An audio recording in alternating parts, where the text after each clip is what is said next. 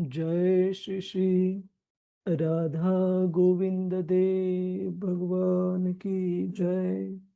श्री जगन्नाथ बलदेव सुभद्रा माई की जय। श्री श्री गौर निताय भगवान की जय। श्रीला प्रभुपाद की जय। गुरु महाराज जी की जय। जय राधा माधव कुंज बिहारी। जय राधा माधव कुंज बिहारी। गोपी जन वल्लभ गिरिवरधारी। जय गोपी जन वल्लभ गिरिवरधारी। यशोदानन्दन व्रज जनरञ्जन। यशोदानन्दन व्रज जनरञ्जन। जमुनातीरावनचारी। जमुनातीरावनचारी। जय राधा माधव कुंज बिहारी। जय राधा माधव कुंज बिहारी। श्री कृष्ण चैतन्य प्रभु नित्यानंदा। श्री अद्वैता गदाधर शिवासादि गौरा भक्तवृंद। हरे कृष्णा कृष्ण कृष्ण हरे हरे। हरे राम राम राम हरे हरे। हरे कृष्णा कृष्ण कृष्ण हरे हरे। हरे राम राम राम हरे हरे। हरे कृष्ण कृष्ण कृष्ण हरे हरे। हरे राम राम राम हरे हरे। जय राधा गोविंद राधा गोविंद श्री राधे। जय गौरानिताय गौरानिताय गौरानिताय। जय गौरानिताय। जय जय प्रभुपाद प्रभुपाद प्रभुपाद।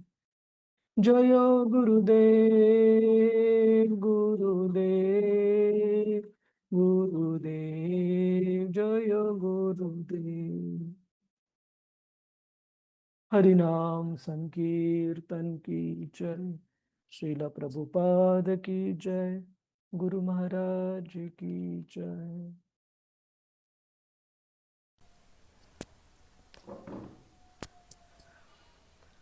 ॐ नमो भगवते वासुदेवाय। ॐ नमो भगवते वासुदेवाय। ॐ नमो भगवते वासुदेवाय।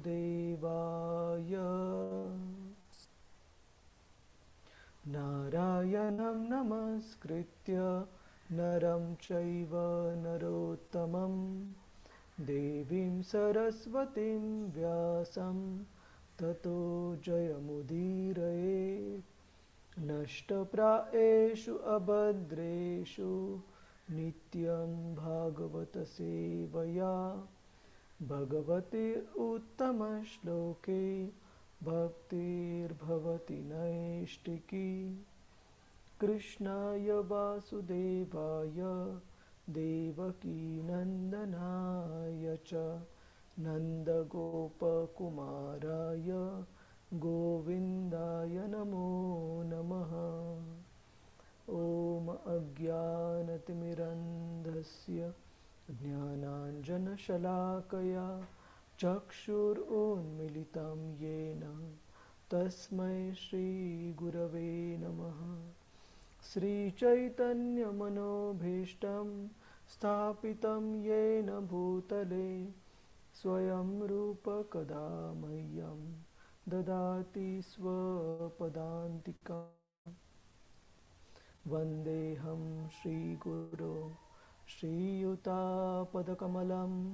श्रीगुरोन् वैष्णवांश्च श्रीरूपं सागरजाता सहगना रघुनाथान्वितं तं सजीवं साद्वैतं सावधूतं परिजनसहितं कृष्णचैतन्यदेवं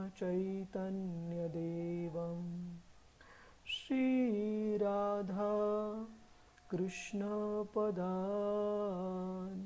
सहगना ललिता श्रीविशाखान्वितांश्च हे कृष्ण करुणा सिन्धु दीनबन्धु जगत्पते गोपेश गोपिकाकान्त श्रीराधाकान्त नमोऽस्तुते। तप्तकाञ्चन गौराङ्गी श्रीराधे वृन्दावनेश्वरी वृषभानुसुते देवी प्रणमामि हरिप्रिये। वाञ्छाकल्पतरुभ्यश्च कृपासिन्धुभ्य एव च पतितानां पावनेभ्यो वैष्णवेभ्यो नमो नमः। नमः ॐ विष्णुपदाय कृष्णप्रेष्ठाय भूतले श्रीमते भक्तिवेदान्त स्वामिन् इति नामिने। नमस्ते सरस्वते देवे गौरवाणी प्रचारिणे निर्विशेष शून्यवादी पाश्चात्यदेशतारिणे। जय श्री कृष्ण चैतन्य प्रभु नित्यानंद श्री अद्वैत गदाधर श्रीवास आदि गौरभक्तवृंद। हरे कृष्ण कृष्ण कृष्ण हरे हरे हरे राम राम राम हरे हरे। हरे कृष्ण प्रभुजी माताजी सगळ्यांचं स्वागत आहे आजच्या श्रीमद भागवतम चर्चेमध्ये। तर मागचे काही आठवडे आपण पाहत आहोत की कशा प्रकारे परीक्षित महाराजांनी शुकदेव गोस्वामींना भगवंतांच्या सृजन शक्तीविषयी हे जग कशा प्रकारे निर्माण होतं याविषयी काही प्रश्न विचारले आणि त्या प्रश्नांची उत्तरं अगोदर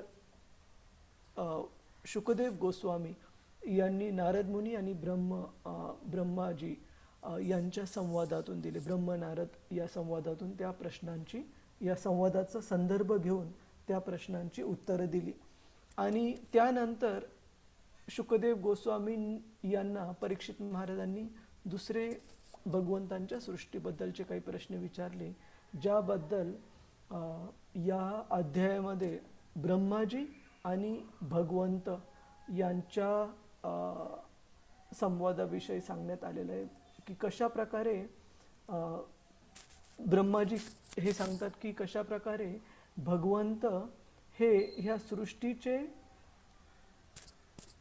भौतिक घटकांच्या द्वारे आणि ह्या सृष्टीच्या निर्माणाची जी क्षमता आहे, जी कला आहे आणि जी क्षमता आहे, या दोन्ही बाबतीमध्ये भगवंत कसे ह्या सृष्टीचे मूळ आहेत, निर्माते आहेत हे ब्रह्माजी दाखवून देण्याचा प्रयत्न करत आहेत. आणि या सृष्टीच्या निर्माणानंतर चर्चा केल्यानंतर ब्रह्माजी सांगतात की कशा प्रकारे प्रत्येक ब्रह्मांड याचं निर्माण झाल्यानंतर भगवंत स्वतः प्रत्येक ब्रह्मांडामध्ये प्रवेश करतात, गर्भोदक्षय विष्णू या त्यांच्या विस्तारित रूपामध्ये. आणि कशा प्रकारे या प्रत्येक ब्रह्मांडामध्ये भगवंतांच्या विराट रूपाच्या आविर्भूत होण्यानंतर कशा प्रकारे त्या विराट पुरुषाच्या वेगवेगळ्या अंगांमधून वेगवेगळ्या घटकांचा निर्माण होतो. तर अशा प्रकारे ह्या सर्व अध्याय क्रमांक 5 आणि अध्याय क्रमांक 6 याचा जर मतितार्थ सांगायचा झाला तर भगवंत कसे ह्या सृष्टीचे मूळ स्रोत आहेत हे आपल्याला याच्यातून पाहायला मिळतं. तर जसं की आपण अगोदर पण चर्चा केलेली की काही काही या भागवतातील भाग हे थोडेसे तांत्रिक टेक्निकल जे म्हणतो आपण ते वाटू शकतात, परंतु आपण या भागवतातील दिलेल्या ज्ञानाला आपल्या भौतिक बुद्धीच्या स्तरावर समजून घेण्याचा प्रयत्न न करता आपल्या आध्यात्मिक प्रगतीसाठी आणि हृदयाच्या शुद्धीकरणासाठी समजून घेण्याचा प्रयत्न करणे हे जास्त योग्य आहे. तर आपण श्लोक क्रमांक 10 पासून पाहण्याचा प्रयत्न करू. हरे कृष्ण. हरे कृष्ण प्रभूजी. बॅकग्राऊंड साऊंड आहे. एक मिनिट. हा माताजी. ठीक. आता ठीक येत आहे का माताजी? नाही तर मी दुसरा इयरफोन वापर. अजून पण येतोय प्रभूजी. येत आहे ना? ठीक आहे. एक मिनिट होल्ड करा फक्त. हरे कृष्ण.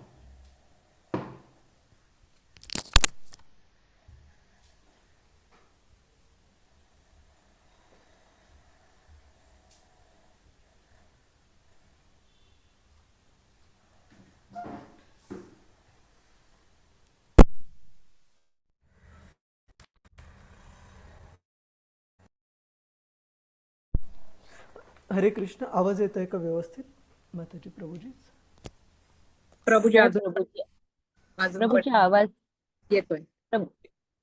प्रभूजी आम्हाला तरी येत नाही ऐकायला बॅकग्राऊंड साऊंड. अच्छा अच्छा. ठीक ठीक. संजना माताजी तुम्हाला पण व्यवस्थित ऐकू येत? नाही प्रभूजी, मला येतोय अजून पण साऊंड येतोय तुमचा.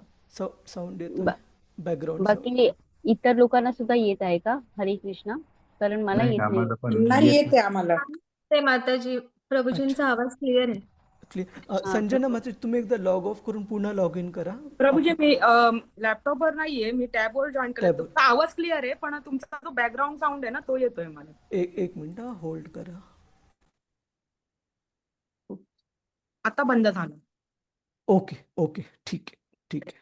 हरे कृष्ण हरे कृष्ण. तर आपण श्लोक क्रमांक 10 पासून सुरुवात करूया. पराभूते अधर्मस्य पराभूतैर्धर्मस्य तमसश्चापि पश्चिमः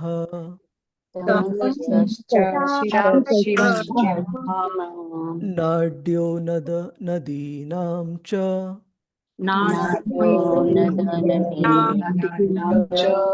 गोत्राणाम् अस्ति संहति.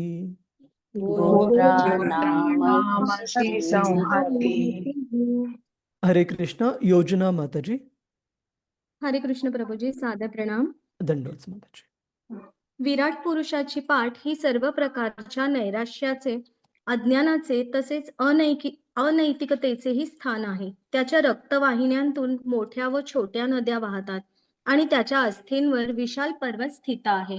तात्पर्य श्रील प्रभुपादजी द्वारा भगवंतांच्या निराकार संकल्पनेचे खंडन करण्यासाठी या ठिकाणी त्यांच्या दिव्य शरीर रचनेचे आणि इंद्रिय रचनेचे पद्धतशीर विश्लेषण दिलेले आहे.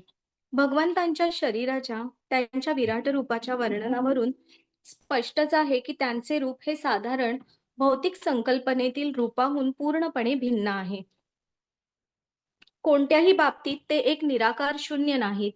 अज्ञान ही भगवंतांची पाठ आहे आणि म्हणून अल्पबुद्धी मनुष्याचे अज्ञान हे त्यांच्या शरीरापासून भिन्न नाही.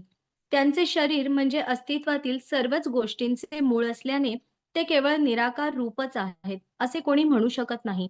उलट पक्षी त्यांच्या शरीराचे परिपूर्ण वर्णन दर्शविते की ते एकाच वेळी साकार आणि निराकारही आहेत.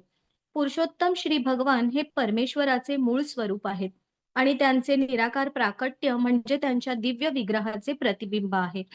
भगवंतांचे स्वरूप समोरून पाहण्याइतके भाग्यवान असलेल्या मनुष्यांना त्यांच्या साकार रूपाची अनुभूती होऊ शकते.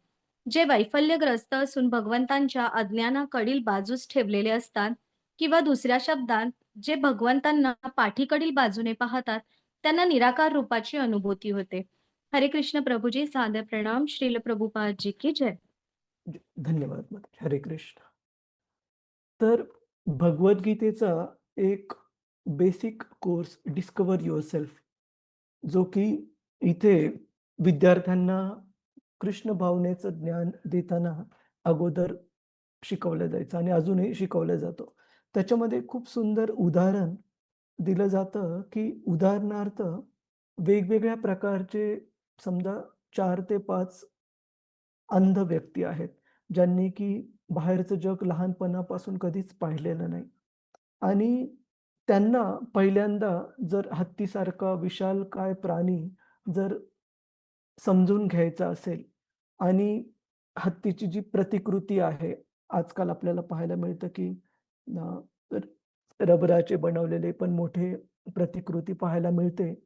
त्या प्रतिकृतीवरून जर हत्ती हा प्राणी समजून घ्यायचा असेल, तर त्यामध्ये एक उदाहरण दिलेलं आहे, की जो व्यक्ती त्या हत्तीचा जो अ, सोंडेचा भाग आहे, त्याला जर त्याने हात लावून पाहिलं, तर त्याला एखाद्या झाडाच्या खोडाप्रमाणे त्या हत्ती या प्राण्याचा आकार वाटू शकेल किंवा एखाद्या व्यक्तीने जर त्या हत्तीच्या शेपुटाला पकडलं, तर त्याला दोरीप्रमाणे त्या प्राण्याचा आकार वाटू शकेल किंवा एखाद्या दुसऱ्या अंध व्यक्तीने जर त्याच्या पोटाला जर हात लावला, तर त्याला वाटू शकेल, की अरे हे तर एका भिंतीसारखा आहे मोठ्या हा प्राणी. तर अशा प्रकारे यापैकी कोणताही व्यक्ती त्या पूर्ण प्राण्याला केवळ त्याच्या इंद्रिय स्पर्शांद्वारे ओळखू शकणार नाही. जोपर्यंत त्यांना हत्ती या महाकाय प्राण्याचा ऐकून व्यवस्थितपणे समजून घेता येणार नाही त्या प्राण्याचा आकार, रूप. त्याच प्रकारे इथे सांगितलेलं आहे, की असे अल्पबुद्धी व्यक्ती जे भगवंतांच्या साकार रूपाला जाणू शकत नाहीत. ते भगवंतांना निराकार समजतात. परंतु मूलभूत प्रश्न बऱ्याच लोकांचा हा असतो, की भगवंत हे साकार आहेत का निराकार? तर काय सांगितलेलं आहे प्रभुजीच, माताजीच इथे? भगवंत हे साकार आहेत का निराकार? कोण सांगेल? दोन्ही आहेत. दोन्ही आहेत प्रभूजी. दोन्ही दोन्ही आहेत.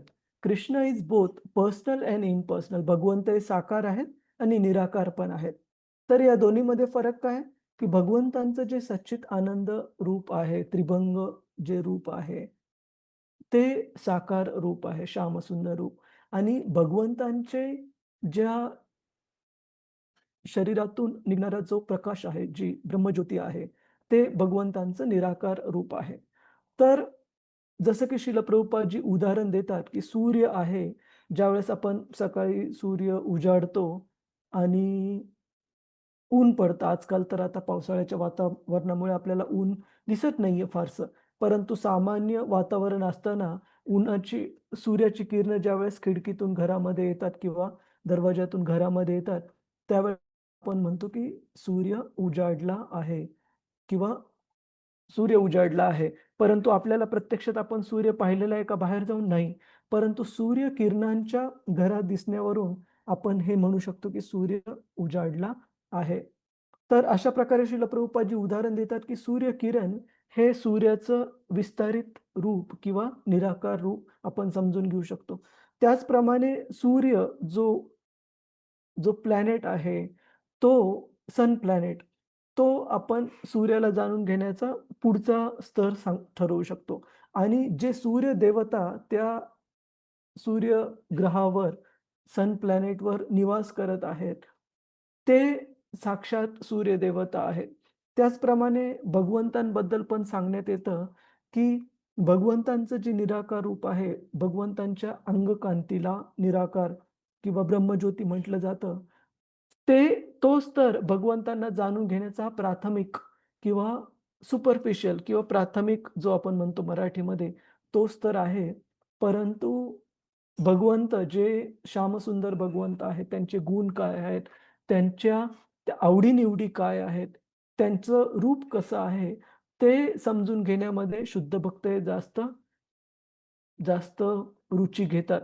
आणि अजून एक उदाहरण श्रीमद भागवतामध्ये जे दिलं जातं, की एखादा डोंगर आहे. आपण दुरून काही अंतरावरून तो डोंगर जर पाहिला, तर आपल्याला तो डोंगर हिरवागार, आता पावसाळ्याचं वातावरण आहे, तर हिरवागार वनराईने नटलेला डोंगर दिसतो. परंतु तेवढ्या दुरून पाहिल्यानंतर हे नाही लक्षात येत, की त्या डोंगरावर वेगवेगळ्या प्रकारचे झाडं वगैरे आहेत आणि आपण जर बरंच जवळ गेल्यानंतर वेगवेगळे झाडांचे प्रकार पण कळू शकतात. त्याच्याही जवळ गेल्यानंतर त्या झाडांवर राहणारे जे वेगवेगळे वन्यजीव, प्राणी आहेत, ते पण आपल्याला दिसू शकतात.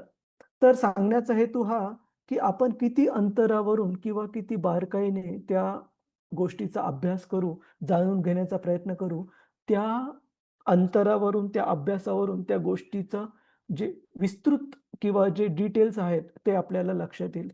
त्याचप्रमाणे शास्त्र सांगतं, की असे व्यक्ती जे की ज्यांना की भगवंतांचं वरवरचं ज्ञान आहे किंवा प्राथमिक ज्ञान आहे.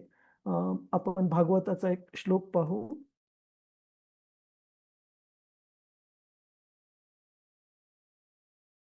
पहिल्या स्कंधाच्या 2ऱ्या अध्यायाचा 11वा श्लोक आपण सर्वांनी म्हणण्याचा प्रयत्न करा.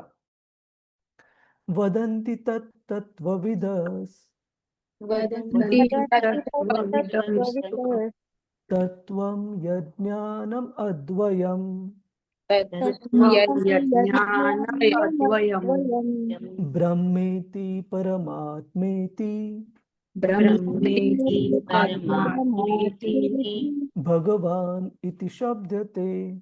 भगवान् इति शब्दते. तर या ठिकाणी सांगितलेलं आहे, की जे लर्नेड ट्रान्सेंडेंटलिस्ट म्हणजे जे आध्यात्मिक स्तरावर जे प्रगत असे साधू महात्मे आहेत, त्यांनी हे सांगून दिलेलं आहे, की भगवंतांना जाणण्याचे 3 वेगवेगळे स्तर सांगितलेले आहेत. कोणते?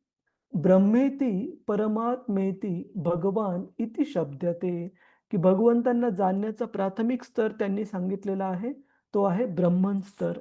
दुसरा आहे त्याही स्तरापेक्षा अजून भगवंतांना व्यवस्थित प्रकारे जाणणं, हे कशाप्रकारे भगवंत प्रत्येक जीवाच्या आणि प्रत्येक अणुरेणूमध्ये परमात्मा रूपामध्ये स्थित आहेत. भगवंतांना त्यांच्या विस्तृत रूपामध्ये, परमात्मा रूपामध्ये जाणणं, हे भगवंतांना जाणण्याचा थोडा वरची अवस्था आहे.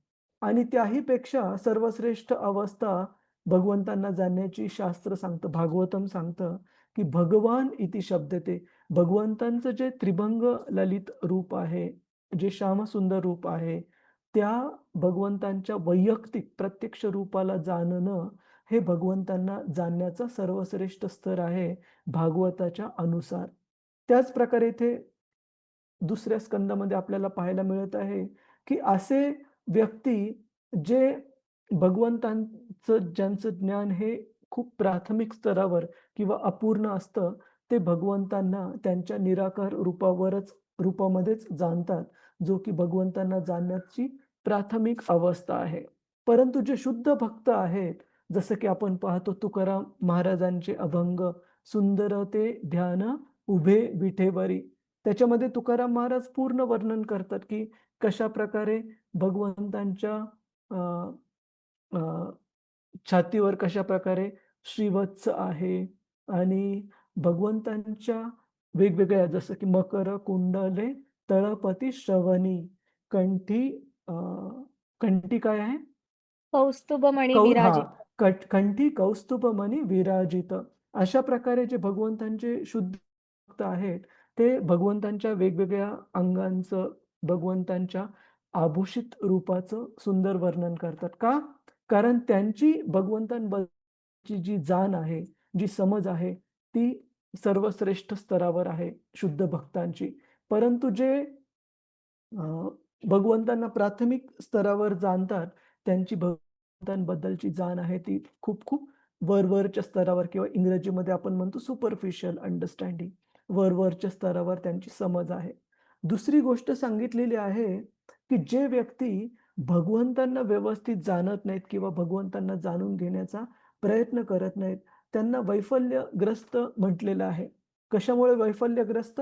आणि हे आपण आपल्या पण जीवनामध्ये खूप महत्त्वाचा मुद्दा आहे, प्रभुजीच, माताजीच, की आपण पाहतो आपल्याला शरीर हे हट्टकट्ट छान तजेलदार ठेवण्यासाठी, व्यवस्थित शरीरामध्ये शक्ती राहण्यासाठी काय करावं लागतं आपल्याला? त्याला व्यवस्थित प्रकारे पौष्टिक अन्नाचा पुरवठा करणं आवश्यक आहे. सकाळ, दुपार, संध्याकाळ काय आपल्या शरीराच्या सवयी आहेत त्याप्रमाणे. तर असं सांगितलं जातं, की ज्याप्रमाणे शरीराचं भोजन हे अन्न आहे, त्याच प्रकारे आत्म्याचं पण भोजन, आत्म्याला पण भोजनाची गरज आहे. परंतु आत्म्याचं भोजन काय आहे? भजन.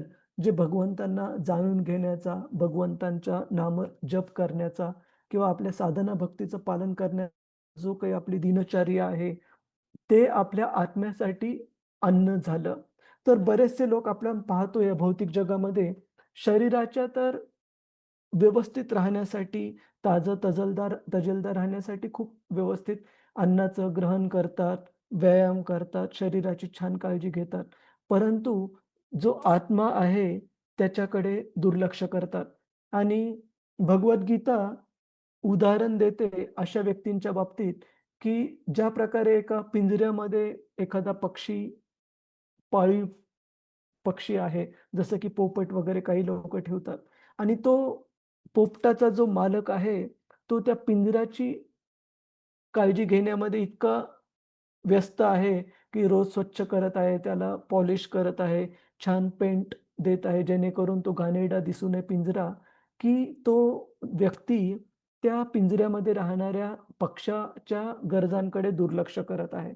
तर काय होईल काही काळानंतर, की तो पोपट किंवा जो कोणी पक्षी आहे, तो क्षीण होत जाईल त्याच्या शक्तीमध्ये आणि तरी पण त्याला खाण्याचं किंवा खाण्यापिण्याचं त्याचं लक्ष नाही ठेवलं, तर तो मृत्यू पण पावू शकेल.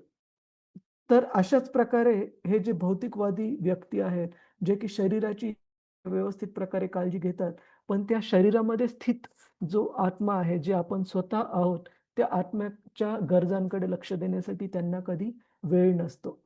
अशामुळे अशा लोकांना काय सांगितलेलं आहे प्रभुजीच, माताजीच? नैराश्यग्रस्त किंवा वैफल्यग्रस्त. तर जो कोणी व्यक्ती ज्याला डिप्रेशन किंवा निराशपणा, जो आपण मराठी निराशता म्हणतात ना मराठीमध्ये? प्रभुजीच, माताजीच? नैराश्य. नैराश्य. ज्या व्यक्तीला नैराश्यचा त्रास होत आहे आणि आपल्यापैकी प्रत्येक जण कधी ना कधी अनुभवलेला असेल, त्यावेळेस आपण हे ओळखायला पाहिजे, की त्या आत्म्याच्या गरजांची काळजी घेण्यामध्ये आपण कुठेतरी कमी पडत आहोत. एक शेवटचं उदाहरण आपण चर्चा करू, मग आपण पुढे जाऊ. जसं की आपण ऐकलं असेल, की लहान मुलं कधी-कधी जसं की माताजींनी पाहिलेलं असेल, कधी-कधी लहान मुलगा पेन्सिल वगैरे खाण्याचा प्रयत्न करतं किंवा माती खाण्याचा प्रयत्न करतात माताजी. आता शहरामध्ये मातीमध्ये खेळणं पण बऱ्याच मुलांना दुर्लभ होऊन जातं. परंतु आधी आपण गावी पाहिलेलं आहे. तर अशा जर मुलाला डॉक्टरकडे घेऊन गेले, तर ते तुम्हाला व्यवस्थित ॲनलाईज करून सांगतील, की कोणत्या ना कोणत्या न्यूट्रिएंट्स म्हणजे पोषण तत्वाची कमतरता त्या बाळामध्ये आहे. त्याच्यामुळे ते बाळ बाहेर खेळताना माती खाण्याचा प्रयत्न करत आहे. का? कारण त्या मातीला शरीरामध्ये टाकून ती शरीरात असलेली पोषण तत्वांची कमतरता भरून काढण्याचा जाणत्या न जाणत्या प्रकारे ते बाळ प्रयत्न करत असतं. हे आपण अनुभवलंय का प्रभुजीच, माताजीच कधी? लहान मुलं कधी-कधी माती खाण्याचा प्रयत्न करतात किंवा आपली जी हो, पाटीवरची पेन्सिल असते ती हो, खाण्याचा हो, प्रयत्न हो, करतात. हो, हो, हो. तर प्रभूजी.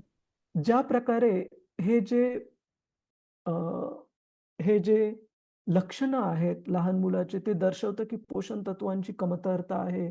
त्याच प्रकारे नैराश्य, निराश, वैफल्यग्रस्तता हे पण दर्शवते की आपल्या आध्यात्मिकदृष्ट्या पोषण तत्व कुठे ना कुठे कमी पडत आहेत त्या व्यक्तीला किंवा आपल्या स्वतःला. आणि ज्यावेळेस व्यक्तीला कधी नैराश्य किंवा वैफल्यग्रस्त वाटतं, तर काय करायला पाहिजे सुरुवात? आपल्या आत्म्याच्या जे गरजा आहेत त्या व्यवस्थित पूर्ण करण्याचा प्रयत्न केला पाहिजे. भगवंतांचं व्यवस्थित नामस्मरण, नामजप करून, भगवद्गीता किंवा भागवताचा अभ्यास करून किंवा भगवंतांचे जे भगवत भक्त आहेत, बाकीचं काही नाही जमलं, कमीत कमी भगवत भक्तांच्या संघामध्ये राहिलं पाहिजे. त्यांच्या संघामध्ये राहून भगवंतांबद्दल ऐकण्याचा प्रयत्न केला पाहिजे. आणि अशा प्रकारे जर आपण आत्म्याच्या गरजांची, अन्नाची जर काळजी घेतली, तर ज्या प्रकारे शरीर हे व्यवस्थित पोषक तत्व मिळाल्यानंतर ताजं तजेलदार राहतं, त्या प्रकारे असा व्यक्ती शास्त्र सांगतं, की तो पण आनंदी राहील. आपण एक श्लोक पाहू भगवद्गीतेतून जिथे भगवंत स्वतः सांगतात. कुणाला माहिती आहे का श्लोक? प्रभुजीच, माताजीच, भगवद्गीतेतला कोणता श्लोक? येस, रतिरूपा माताजी, पूजा माताजी, अजून कोण? योजना माताजी, किरण प्रभू, क्षितिजा माताजी. हरे कृष्ण प्रभूजी, प्रश्न नाही कळला, थोडा इंटरनेट मध्ये हा. प्रॉब्लेम होता. हां, प्रश्न हा आहे, की भगवद्गीतेच्या कोणत्या श्लोकामध्ये भगवंत सांगतात, की जो आध्यात्मिक स्तरावर जो व्यक्ती चांगल्या प्रकारे स्थित आहे, तो नेहमी आनंदी राहील. त्याला वैफल्याचा त्रास, वैफल्यग्रस्त होण्याचा काही चान्स किंवा संधी राहणार नाही. हा हा हा, श्लोक. धन्यवाद प्रभूजी. हरे कृष्ण. तर कृपया आपण सर्वांनी म्हणण्याचा प्रयत्न करा. 18वा अध्याय भगवद्गीतेचा 54वा श्लोक. ब्रह्मभूत प्रसन्नात्मा ब्रह्मभूत प्रसन्नात्मा न शोचति न कांक्षति न शोचति शोचति न कांक्षति समः सर्वेषु भूतेषु सर्वेषु भूतेषु भूतेषु मद्भक्तिं लभते पराम्. मद्भक्तिं लभते पराम्. तर या ठिकाणी भगवंत सांगतात, की जे ब्रह्मभूत आध्यात्मिक दृष्ट्या श्रेष्ठ स्तरावर जे व्यक्ती स्थित आहेत, अशा व्यक्तींचं काय सांगतात? प्रसन्न आत्मा. नेहमी ते तुम्हाला हसमुख, आनंदी दिसतील कठीण परिस्थितीमध्ये पण. न शोचती न कांक्षती. आणि जी गोष्ट हातातून गेली आहे, ज्याचं लॉस ज्याला म्हणतो, नुकसान झालेलं आहे किंवा ती गमावलेली आहे, त्या गमावलेल्या गोष्टींबद्दल असे जे आध्यात्मिक दृष्ट्या श्रेष्ठ स्तरावर व्यक्ती आहेत, भगवंत सांगतात, की ते शोक करत नाहीत, रडत बसत नाहीत. किंवा जी गोष्ट प्राप्त झालेली नाहीये, जी गोष्ट जीवनामध्ये मिळालेली नाहीये, त्या गोष्टीबद्दल, नसलेल्या गोष्टीबद्दल ते काय करत नाहीत? न कांक्षती, की ती कधी प्राप्त होईल, मला कशा प्रकारे प्राप्त होईल, अशी कांक्षा किंवा इच्छा पण करत नाहीत. आणि ते अजून त्यांचं गुण काय सांगतात भगवंत? सम सर्वेषु भूतेषु. सर्व प्राणीमात्रांसोबत आदान प्रदान करण्याचा किंवा पाहण्याचा त्यांचा जो दृष्टिकोन आहे, तो समदृष्टी, समान दृष्टीने पाहतात. असं नाही, की हा माझा मित्र आहे, तो माझा शत्रू आहे, मी याचं हित चिंतेल आणि दुसऱ्या व्यक्तीचं नुकसान करण्याचा प्रयत्न करेल, अशा प्रकारची भावना ते ठेवत नाहीत. आणि अशा व्यक्तीला भगवंत काय सांगतायत? मद्भक्तिम लभते पराम. भगवंतांची जी पराभक्ती, जी शुद्ध भक्ती आहे, ती प्राप्त होईल. आणि अशा शुद्ध भक्तीला प्राप्त झालेल्या व्यक्तीचे हे सर्व गुण इथे भगवंत सांगत आहेत. तर आपण ह्या श्लोकामध्ये पाहिलं, की कशा प्रकारे जशा शरीराच्या गरजा आहेत, त्याच प्रकारे आत्म्याच्या पण गरजांची आपण पूर्तता केली पाहिजे. आणि ती जर पूर्तता व्यवस्थित केली नाही, तर कोणते लक्षणं दिसून येतील?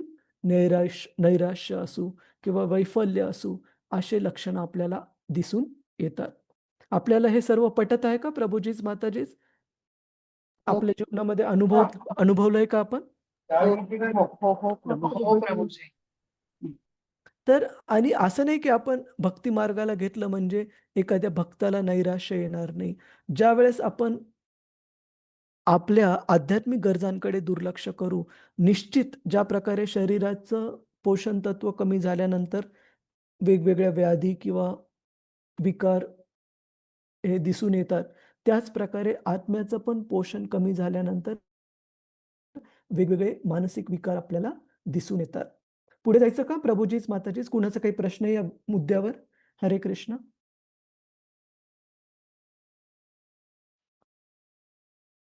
सगळे शांत शांत आहेत प्रभूजीच माताजीच. समजलं प्रभूजी.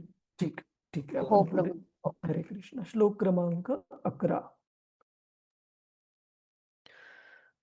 अव्यक्तर अव्यक्त रस सिंधूना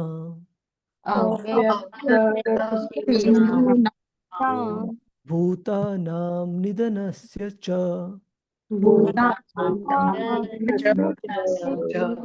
उदरं विदितं पुंसो उदरस्थितं हृदयं मनसः पदम्. कुणाला वाचायचंय का? प्रभूजीच माताजीच. संजना माताजी. हरे कृष्ण. हरे कृष्ण प्रभूजी. सादर प्रणाम. दंडवत माताजी. परमेश्वराचे निराकार रूप हे महासागरांचे स्थान आहे आणि त्याचे उदर भौतिक शरीर नष्ट झालेल्या जीवांचे आश्रयस्थान आहे. जीवांच्या सूक्ष्म शरीरांचे निवासस्थान म्हणजे त्याचे हृदय आहे. अशा प्रकारे हे बुद्धिमान लोकांच्या वर्गाने जाणले आहे. तात्पर्य श्रील प्रभुपाद द्वारा श्रील प्रभुपाद की जय. भगवद्गीतेमध्ये 18.17 आणि 18 सांगितले आहे की ब्रह्मदेवांचा एक दिवस म्हणजे मानवीय गणनेनुसार एक सहस्त्र चतुर्युग होत. एक चतुर्युग म्हणजे 43 लाख इतकी वर्षे आणि त्याची रात्रही तितक्याच कालावधीची असते आणि अशा प्रकारे ब्रह्मदेवांचे आयुष्य 100 वर्षे असते. सामान्यपणे भगवत भक्त असणारे ब्रह्मदेव आपल्या प्रदीर्घ आयुष्याचा अंत झाल्यावर मुक्त होतात. त्यानंतर ब्रह्मांडाचा लय होतो व त्याचबरोबर विशिष्ट लोकातील किंवा संपूर्ण ब्रह्मांडातील निवासी सुद्धा लय पावतात. या श्लोकामध्ये उल्लेख केलेल्या अव्यक्त या शब्दाचा अर्थ ब्रह्मदेवांची रात्र असा होतो. ब्रह्मदेवांची रात्र होते तेव्हा आंशिक प्रलय होतो व त्या विशिष्ट ब्रह्मांडातील ब्रह्मलोकापर्यंतच्या सर्व ग्रहलोकातील जीव हे महासागर इत्यादी सहित विराट पुरुषाच्या उदरात निद्रिस्त होतात. ब्रह्मदेवांची रात्र संपल्यानंतर पुन्हा सृजन होते व विराट पुरुषाच्या उदरात राखून ठेवलेले जीव प्रगाढ निद्रावस्थेतून उठल्याप्रमाणे आपापले कार्य करण्यासाठी सक्रिय केले जातात. जीव कधीच नष्ट होत नाही. त्यामुळे ब्रह्मांडाच्या विनाशाने जीवांच्या अस्तित्वाचा मुळीच विनाश होत नाही. परंतु मोक्ष प्राप्ती होत नाही तोपर्यंत जीवांना पुन्हा पुन्हा भौतिक देह स्वीकारणे भागच असते. अशा वारंवार होणाऱ्या देहांतरापासून सुटका करून सच्चिदानंदमय आध्यात्मिक जगतात स्थान मिळवण्यासाठीच मनुष्य जीवन आहे. दुसऱ्या शब्दात जीवांची सूक्ष्म रूपे परमपुरुषाच्या हृदयात निर्माण होतात आणि सृजनाच्या वेळी ती रूपे योग्य तो दृश्य आकार घेतात. हरे कृष्ण. सादर प्रणाम प्रभूजी. श्रील प्रभुपाद की जय. धन्यवाद माताजी. हरे कृष्ण. सर, या ठिकाणी खूप श्रील प्रभुपादजी साध्या भाषेमध्ये समजावून सांगत आहेत की या भौतिक सृष्टीचा निर्माण आणि प्रलय कशा प्रकारे होतो. तर एक आपण छोटीशी डायग्रॅम काढण्याचा प्रयत्न करू.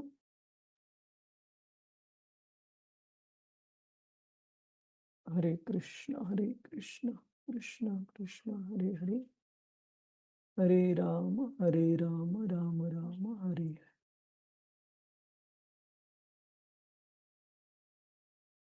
हा, ठीक आहे. उदाहरणार्थ हे एक वर्तुळ आहे आणि हा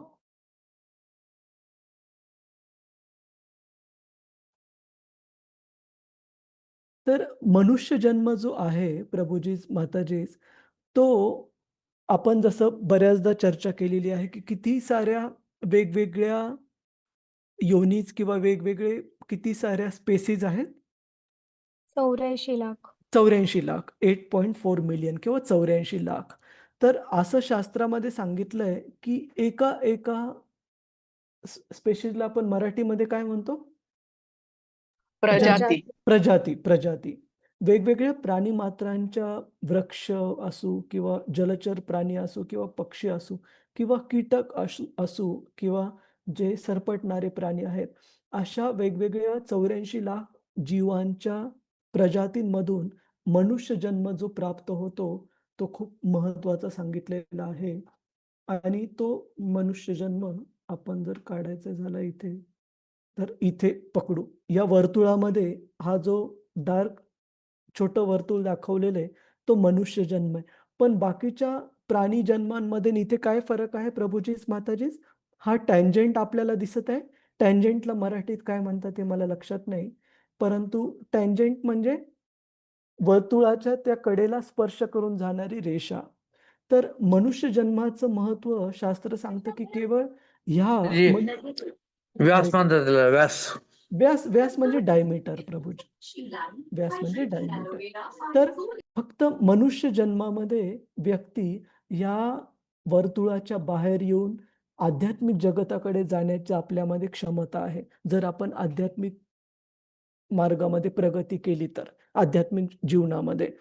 आणि ही जर संधी हुकली तर पुन्हा काय होईल? पुन्हा वेगवेगळ्या प्राणीमात्रांच्या जन्मामधून आपल्याला जावं लागेल, जे की भगवद्गीतेमध्ये सांगितलेलं आहे. तर श्रील प्रभुपादजी इथे सांगत आहेत की हे जे वेगवेगळ्या प्राणीमात्रांमधून जाण्याची जी प्रक्रिया असते ती एका ब्रह्मांडामध्ये कधीपर्यंत चालते?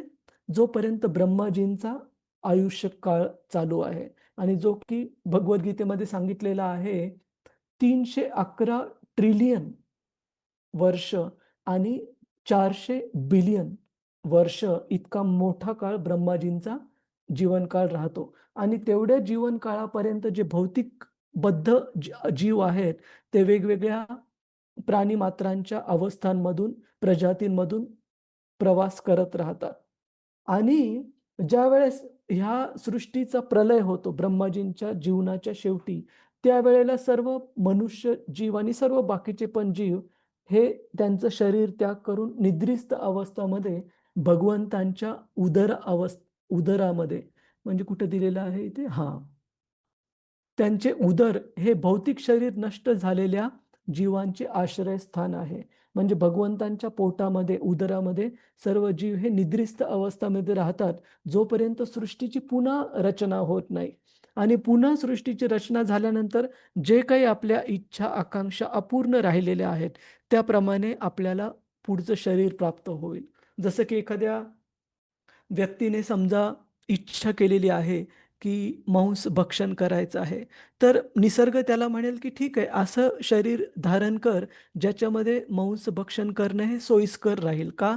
कारण मनुष्याचं जे शरीर आहे ते योग्य प्रकारे बनलेलं नाही. का?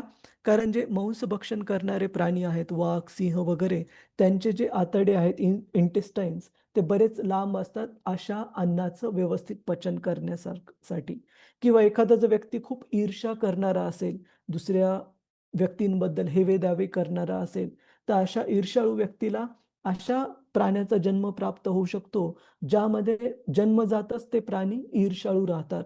जसं की आपण पाहतो साप असू किंवा विंचू असू किंवा वेगवेगळ्या प्रकारचे दुसरे विषारी प्राणी आहेत, जे की काही कारण नसताना पण एखाद्या व्यक्तीला डसू शकतात आणि त्याच्यावर विषाचा प्रयोग पण करू शकतात. सांगण्याचा हेतू हा की पुन्हा ज्यावेळेस सृष्टीची रचना होते त्यावेळेस आपल्या ज्या प्रकारचे विचार आपण मृत्यूच्या वेळेला बरोबर सोबत नेऊ, त्या प्रमाणे आपल्याला पुढचा देह प्राप्त होतो. आणि भगवद्गीतेमध्ये पण भगवंत याची पुष्टी करतात. कोणता श्लोक आहे प्रभूजीच माताजीच? सांगा. यं यं वापि स्मरन् भव येस माताजी. त्यजन्त्यन्ते कलेवरं तं बरोबर. तमेवैति कौन्तेय सदा. सदा हरे तद्भाव भाविता. 8.6 किंवा 4 माझ्यामध्ये 6 आहे. 8.6 असेल हा. 6 आपण सर्वांनी एकदा म्हणण्याचा प्रयत्न करा. यम यम वापि स्मरन् भावम यं यं वापि स्मरन् त्यजत्यन्ते कलेवरम तं तमेवैति कौन्तेय तदा तद्भाव भावितः.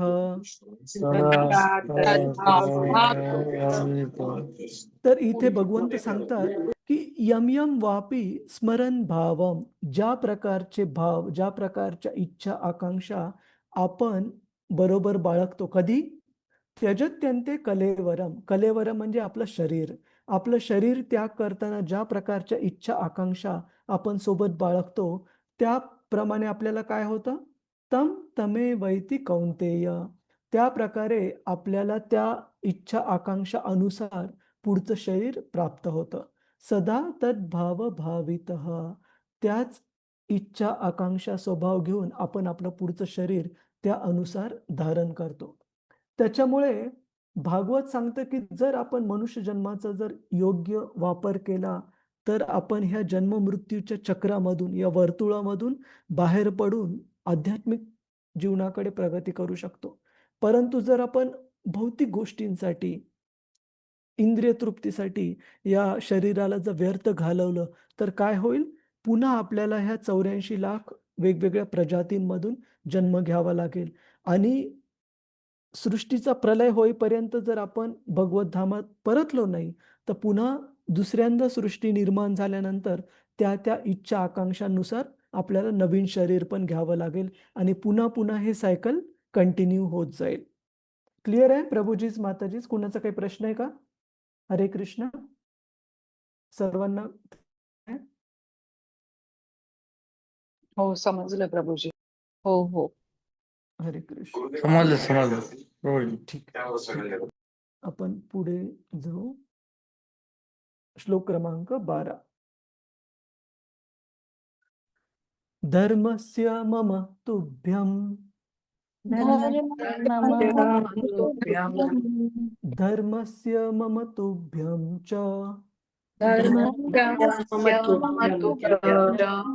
कुमाराणां भवस्य च विज्ञानस्य च सत्त्वस्य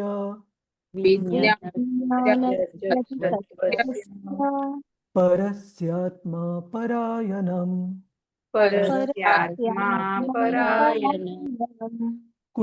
वाचायचंय का प्रभूजीच, माताजीच? कृष्ण. हरे कृष्ण. मी वाचू प्रभूजी? हा माताजी. हरे कृष्ण. हरे कृष्ण. श्रीला प्रभुपाद की जय. तसेच त्या विराट पुरुषाची चेतना ही तुझ्या, माझ्या आणि सनत आणि सनंदन या चतुष्कुमारांच्या धर्मतत्वांचे निवासस्थान आहे. तीच चेतना सत्य आणि दिव्य ज्ञानाचेही स्थान आहे. हरे कृष्ण. श्रीला प्रभुपाद की जय. धन्यवाद माताजी. हे कोण कुणाला सांगत आहे माताजी? ब्रह्माजी नारद मुनींनी. हा, खूप छान. की ब्रह्मदेव नारद. माझ्या म्हणजे ब्रह्माजींच्या आणि तुझ्या म्हणजे नारद मुनींच्या. आणि ब्रह्माजींचे जे सर्वात पहिले मुलं आहेत ते आहेत चतुष्कुमार. सनक, सनातन, सनंदन, सनतकुमार. हे 4 चतुष्कुमार. तर जे की नारद मुनींचे भाऊ झाले. तर ब्रह्माजी सांगत आहेत, की ह्या विराट पुरुषांची जी भगवंतांच्या विराट पुरुषाची जी चेतना आहे, ती आपल्या सर्व आपण जे पालन करतो धर्मतत्व, त्या सर्व धर्मतत्वांचे निवासस्थान ही भगवंतांची चेतना आहे. आणि एक खूप सुंदर संस्कृतमध्ये एक वाक्य आपल्याला पाहायला मिळतं शास्त्रामध्ये, की धर्म रक्षति रक्षितः. आपण हे पाहिलंय वाक्य प्रभूजीच, माताजीच? हो प्रभूजी. हो ना? हो. त्याचा काय अर्थ आहे याचा? अर्थ काय होतो? मी जर हरे कृष्ण प्रभूजी, मी हा सांगू का? हा हा माताजी. म्हणजे मी जर धर्माची हे केली, रक्षा केली, तर धर्म माझी स्वरक्षा करीन.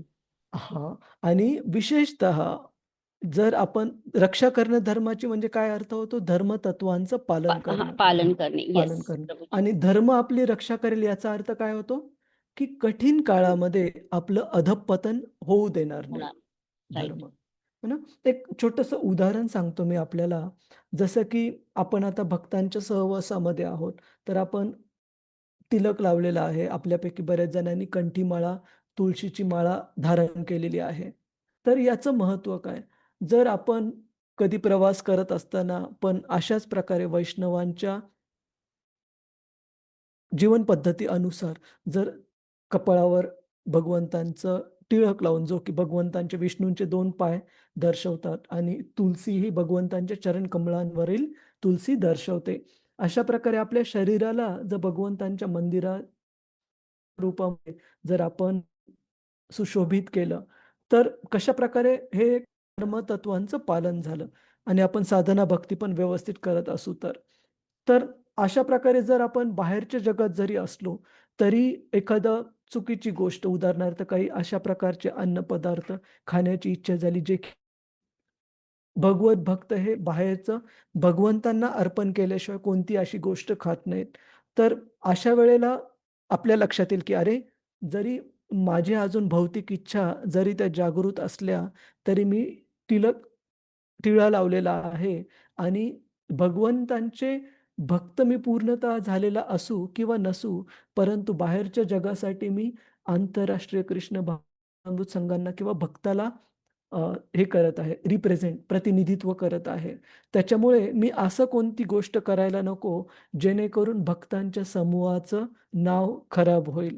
आणि अशा प्रकारे एक साधी गोष्ट जसं की भगवंतांच्या नावाने शरीराला 12 ठिकाणी टिळकांनी सुशोभित करणे, ही साधी गोष्ट पण आपलं अधःपतन होऊन अधःपतनापासून आपल्याला वाचवू शकते. याच्यामुळे इथे सांगितलंय धर्मो रक्षति रक्षितः, की जर आपण धर्मतत्वांचं व्यवस्थित पालन केलं, तर तीच धर्मतत्व आपलं अधःपतन होण्यापासून आपल्याला वाचवतील. सगळ्यांना क्लिअर आहे? प्रभूजीच, माताजीच, हरे कृष्ण. हो प्रभूजी. हो हो, हो प्रभू. हो. हरे कृष्ण. आपण पुढचा श्लोक पाहू. एक मिनिट. तेरा. प्रभूजी 55 होईल आता. हा अजून आज बघू क्लास आपण. नाहीये ना? आज नाहीये माताजी, पण हा श्लोक जर ओके. मोठा असेल तर आपण पुढच्या वेळेला एक श्लोक घ्यायचा का प्रभूजीच, माताजीच? एक श्लोकांचा समूह. चालेल प्रभूजी घ्या. ठीक हो ठीक. हो हो. प्रभूजीकडे हो घ्या. हरे कृष्ण. अहम भवान भवश्चैव अहं भवान् भवश्चैव भवश्चैव त इमे मुनयो ग्रजः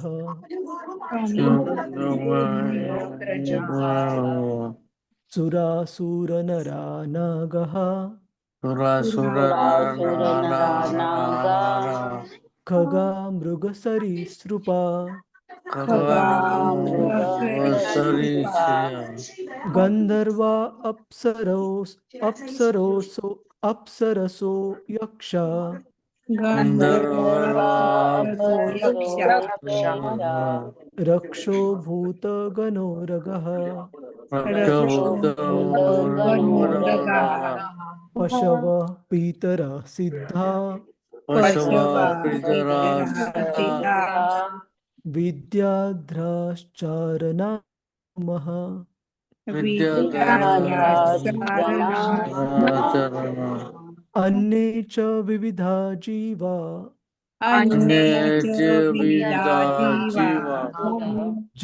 जलस्थलनभोकसः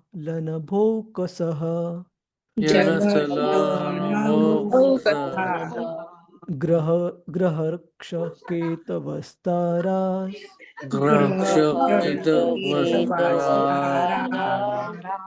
तडितः स्तन इत्नवः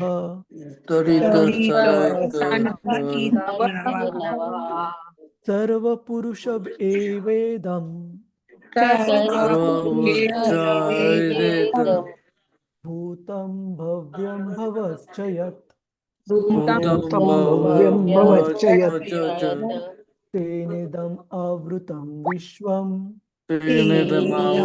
आवृतं विश्वं वितस्तिम् अधितिष्ठति. अधितिष्ठति. कुणाला वाचायचंय का प्रभूजीच, माताजी? हरे कृष्ण. ठीक आहे, मी वाचते प्रभूजी. हा ठीक आहे माताजी. हरे कृष्ण. हरे कृष्ण.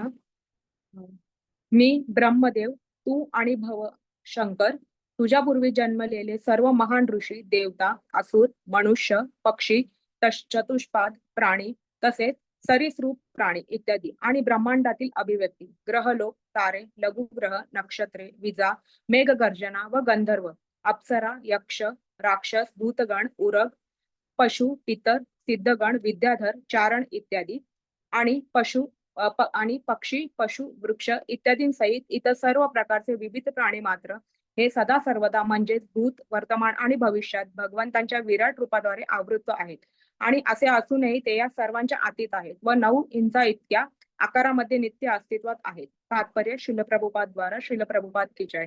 भगवंत स्वतःला परमात्मा या आपल्या आंशिक रूपामध्ये विस्तारित करतात आणि त्याचे आकारमान 1 वीत 9 इंच इतके असते. हा परमात्मा आपल्या शक्तीने स्वतःचा विराट रूपामध्ये विस्तार करतो, ज्यामध्ये प्रकट झालेल्या जड व चेतन वस्तूच्या सर्व विविध प्रकारांचा समावेश असतो. म्हणूनच ज्याप्रमाणे विविध रूपांचे आणि आकारांचे सोन्याचे अलंकार मूळ सोन्याच्या साठ्यापासून वेगळे नसतात, त्याचप्रमाणे ब्रह्मांडातील सारी वैविध्य ही भगवंतांपासून वेगळी नाही. दुसऱ्या शब्दात भगवान हे परमश्रेष्ठ व्यक्ती आहेत आणि अस्तित्वातील अखिल सृष्टीचे नियंता असूनही ते या सृष्टीपासून भिन्न असे परम व्यक्तीच राहतात. यास्तव भगवद्गीतेत 9.4 आणि 5 त्यांना योगेश्वर असे म्हटले आहे. सर्व काही भगवान श्रीकृष्णांच्या शक्तीवर आधारित आहे आणि तरीही ते त्या सर्वांपासून भिन्न व त्या सर्वांच्या पलीकडे आहेत. वैदिक पुरुष सूक्ताच्या ऋक मंत्रातही याची पुष्टी करण्यात आली आहे. या एकाच वेळी भिन्न व अभिन्न अशा तत्वज्ञानांचे प्रतिपादन भगवान श्री चैतन्य महाप्रभूंनी केले व हे तत्वज्ञान अचिंत्य भेदाभेद तत्व म्हणून जाणले जाते. ब्रह्मदेव, नारद आदी सर्व जण एकाच वेळी भगवंतांचे एकरूप आणि भिन्नही आहेत. ज्याप्रमाणे सोन्याचे अलंकार गुणात्मक दृष्ट्या सोन्याच्या साठाशी एकरूप असतात, त्याप्रमाणे आपणही भगवंतांशी एकरूप आहोत. परंतु वैयक्तिक सुवर्णालंकार हा परिणामात्मक दृष्ट्या सोन्याच्या साठाशी कधीही बरोबरी करू शकत नाही. सोन्याच्या साठ्यापासून असंख्य अलंकार निर्माण होत असले तरी तो मूळ साठा कधीच रिक्त होत नाही, कारण तो पूर्णम आहे.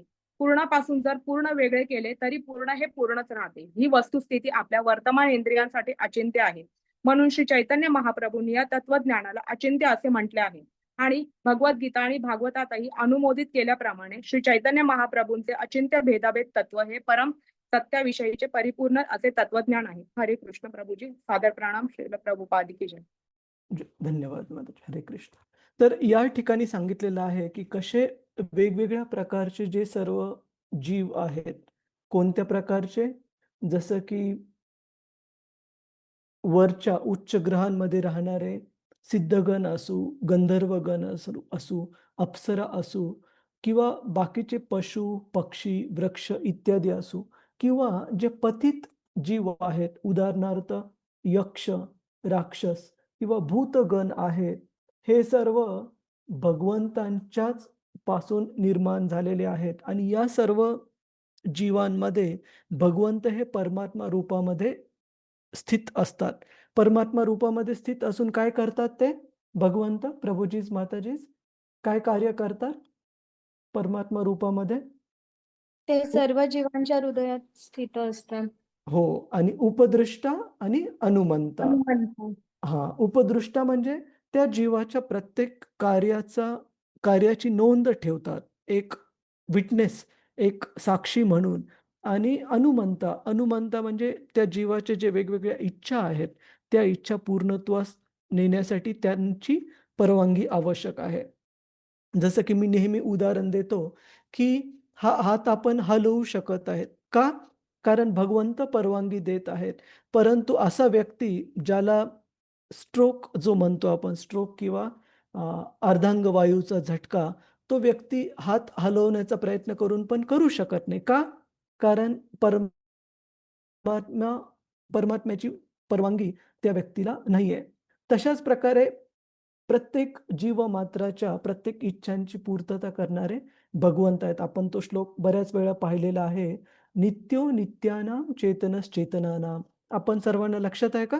प्रभूजीच माताजीच हा श्लोक पाहिलेला आपण बऱ्याचदा. हो प्रभूजी. हो ना? नित्यो नित्यानां चेतनश्चेतनानां चेतनश्चेतनानां एको बहुनां यो विदधाति कामान्. विदधाति कामान्. की यामध्ये सांगितलंय की कशा प्रकारे भगवंत हे अनेक नित्य जीवांपैकी, अगणित जीवांपैकी सर्वश्रेष्ठ नित्य आहेत का? कारण जे बद्ध अवस्थेमधील नित्य जीव आहेत त्यांना पुन्हा पुन्हा जन्म आणि मृत्यू चक्रातून जावं लागतं, नवीन नवीन शरीर घ्यावं लागतं. परंतु भगवंत यांना अशा जन्म मृत्यूच्या चक्रातून जावं लागत नाही. त्याच्यामुळे सर्व नित्य जीवांमध्ये ते सर्वश्रेष्ठ नित्य आहेत. आणि त्याच प्रकारे चेतनश्चेतनानां म्हणजे सर्व सचेतन जीवांमध्ये सर्वश्रेष्ठ सचेतन भगवंत आहेत का? कारण आपल्याला, जसं की मला माझ्या शरीरामध्ये काय चालू आहे थोडंफार माहिती आहे, परंतु भगवंतांना प्रत्येक जीवाच्या शरीरामध्ये, मनामध्ये काय सुरू आहे भगवंतांना पूर्णरित्या भगवंत जाणते आहेत. त्याच्यामुळे त्यांना सर्व सचेतन जीवांमध्ये श्रेष्ठ सचेतन म्हणण्यात येतं. आणि फरक काय आहे? हे झाली समानता जीवांमध्ये आणि भगवंतांमध्ये. फरक हा आहे, एको बहुनाम यो विदधाती कामान, की एकच भगवंत आहेत जे की सर्व जीवांच्या इच्छा आकांक्षा पूर्ण करू शकतात. यो विदधाती कामान, कामान म्हणजे इच्छा. सर्व जीवांच्या इच्छा पूर्ण करण्याची क्षमता केवळ भगवंतांमध्ये आहेत. जसं की मी आता हात हलवण्याचं उदाहरण दिलं, की जोपर्यंत भगवंतांची परवानगी नाहीये तोपर्यंत कोणी व्यक्ती, जसं की आपण एक म्हण आहे, की भगवंतांच्या इच्छेविना गवताचं एक पात पण हालत नाही, की not a blade of grass moves without the sanction of the Lord. त्याच प्रकारे आपण समजू शकतो, की भगवंत हे क्वालिटेटिव्हली म्हणजे गुणात्मक दृष्ट्या जरी जीव भगवंतांच्या सारखे असले तरी भगवंत हे विभू आहेत, महान आहेत आणि आपण अणु आहोत, आपण सूक्ष्म आहोत. तर या तत्वाला म्हटलेलं आहे अचिंत्य भेद अभेद तत्व. भेद म्हणजे वेगळेपण काय आहे सामान्य जीवांमध्ये आणि भगवंतांमध्ये, आणि अभेद म्हणजे साधर्म्य काय आहे, समानता काय आहे सामान्य जीवामध्ये आणि भगवंतामध्ये. तर ह्या तत्वाला म्हटलं जातं अचिंत्य भेद अभेद तत्व, जे चैतन्य महाप्रभूने आपल्याला शिकवलंय. आणि श्रील प्रभुपादजी इथे उदाहरण देतात एका सोन्याच्या खाणीचं, की ज्या प्रकारे एक सोन्याची खाण कितीतरी टनांमध्ये सोन्याची निर्मिती करते आणि ह्या सोन्याच्या धातूपासून वेगवेगळे अलंकार आभूषणं हे तयार केले जातात. तर ह्या आभूषणांचा जो गुण आहे आणि त्या खाणीमध्ये प्राप्त झालेल्या सोन्याचा जो गुण आहे तो समान आहे, परंतु सोन्याची खाण ही असीमित मात्रेमध्ये, खूप मोठ्या मात्रेमध्ये सोन्याचा साठा त्या ठिकाणी आढळतो. परंतु जे आभूषण आहे, अंगठी किंवा कानातलं किंवा काय जे आभूषण आहे त्याच्यामध्ये सोन्याचा साठा मर्यादित रूपामध्ये आहे.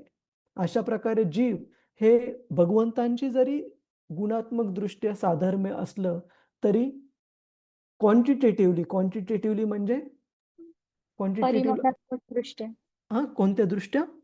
परिमाणात्मक दृष्ट्या. परिमाणात्मक दृष्ट्या, की भगवंत हे अतिशय महान विभू आहेत आणि आपण हे खूप छोटे सूक्ष्म अणु आहोत. सर्वांना क्लिअर आहे? अचिंत्य भेद अभेद तत्व. प्रभुजीच माताजीच, हरे कृष्ण. कृष्ण हो प्रभूजी. हरे कृष्ण. हरे कृष्ण. हरे कृष्ण. प्रभुजी काही प्रश्न आहे का आपला? नाही प्रभूजी, हा मला पण आहे ना हा 4.5 वर्ष झाले, पहिली झाले मला. Okay okay. अरे परंतु आता मी 16 माळा जप पण करतो अरे वा. आणि भगवद्गीता सेकंड लेवल पूर्ण झाली माझी. थर्ड अच्छा, लेवलला ऍडमिशन केलं. खूप छान खूप छान प्रभूजी. तर छान वाटलं आपल्याकडून हे ऐकून, की हे पहा, ह्या जगामध्ये जर आपल्याला कुणाला भौतिक दृष्ट्या लाभ जरी प्राप्त होत असेल किंवा खूप अडचणी जरी येत असतील, एक गोष्ट जाणून घ्यायला पाहिजे, की हरे कृष्ण रतिरूपा माताची बॅकग्राऊंड साऊंड बघा. हरे कृष्ण कृष्ण कृष्ण हरे हरे, हरे राम राम राम हरे हरे. एक गोष्ट जाणून घ्यायला पाहिजे, की जर आपण भगवत भक्तीमध्ये जोडलेलो आहोत तर ज्या भौतिक अडचणी आहेत ज्या की कुणालाच टळणाऱ्या नाहीत वेगवेगळ्या रूपांमध्ये, ती प्रत्येक अडचण प्रत्येक संकट हे आपल्याला भगवंतांच्या एक स्टेप एक पाऊल जवळ नेईल. परंतु जरी आपण कुणी जर म्हटलं की मी भगवत भक्ती करत असून पण मला काय अडचणी आहेत, तर असं आहे की अभक्तांना पण अडचणी येतात, भक्तांना पण अडचणी येतात, परंतु भक्तांचा अडचणींना सामोरं जाण्याचा दृष्टिकोन वेगळा आहे, की भगवंतांनी दिलेल्या छोट्या छोट्या परीक्षांच्या रूपामध्ये भगवत भक्त हे त्याला स्वीकार करतात आणि हे जाणतात की याच्यामुळे जर आपण भगवत भक्ती व्यवस्थित करत राहिलो याही स्थितीमध्ये, तर निश्चित हृदयाचं शुद्धीकरण होईल आणि ह्या देह त्याग केल्यानंतर शाश्वत असा आध्यात्मिक देह आपल्याला प्राप्त होईल. त्याच्यामुळे खूप छान प्रभूजी की आपण इतक्या कठीण परिस्थितीमध्ये पण साधना भक्ती मार्गाचं इतकं छान पालन करत आहात. हरे कृष्ण. धन्यवाद. अजून कुणाचे काही प्रश्न काही टिप्पणी आहे का? प्रभूजीच माताजीच, हरे कृष्ण. हरे कृष्ण प्रभूजी. हरे कृष्ण. येस माताजी. प्रभूजी, आता 2 दिवसाआधी गुरुपौर्णिमा होऊन गेली आणि त्याच्यानंतरच तुम्ही तुमचा पहिला क्लास झालाय, त्यामुळे तुम्हाला गुरुपौर्णिमेच्या खूप खूप शुभेच्छा.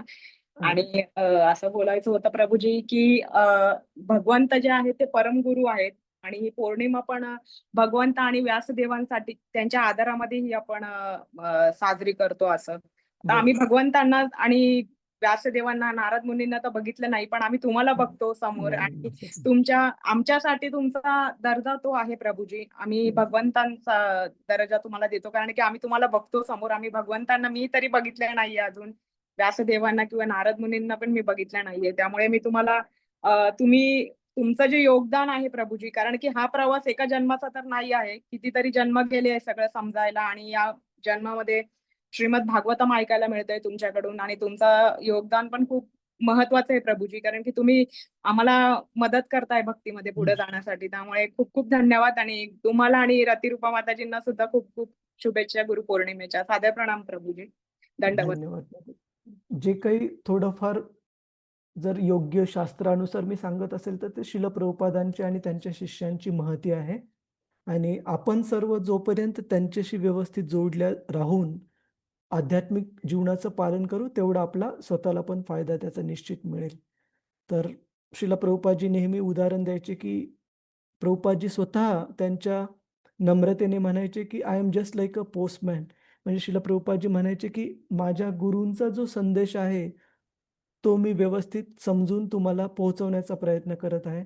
आणि श्रील प्रभुपादजी शुद्ध भक्तीच्या स्तरावर होते. तर आपण माझ्या बाबतीत तर निश्चित सांगू शकतो की 100% नाही, खूप सारे कल्मश आहेत, परंतु एक गोष्ट चांगली आहे की भक्तांशी कोणत्या प्रकारे जोडल्या गेलेलो आहे आणि ती जी जोड आहे, तो जो संबंध आहे, तो आपल्याला सुटू द्यायचा नाही. तो महत्वाचा आहे. तर खूप खूप धन्यवाद आपल्या सर्वांचा. वामच्या कल्पतरुभ्यश्च कृपा सिंधुभ्य एव च पतितानां पावनेभ्यो वैष्णवेभ्यो नमो नमः. अनंत कोटी वैष्णव वृंद की जय, वैष्णव ठाकुर की जय. रतिरूपा माताजी, एक अनाउन्समेंट होती की उद्याचं सेशन ना आपल्याला सकाळी जमणार नाही, काही अडचण आली, एका ठिकाणी जावं लागणार आहे, तर संध्याकाळी 6 वाजता ठेवू माताजी उद्या. ओके. मग संध्याकाळी त्याच्यानंतर मग आपला क्लास हां, क्लास करेक्ट 7 ना. ते 9. ओके ओके ओके ठीक आहे. चालेल. ओके. हरे कृष्ण. धन्यवाद सर्वांना. हरे कृष्ण. सादर प्रणाम. हरे कृष्ण. हरे कृष्ण. हरे धन्यवाद. कृष्ण. हरे कृष्ण. दंडवत.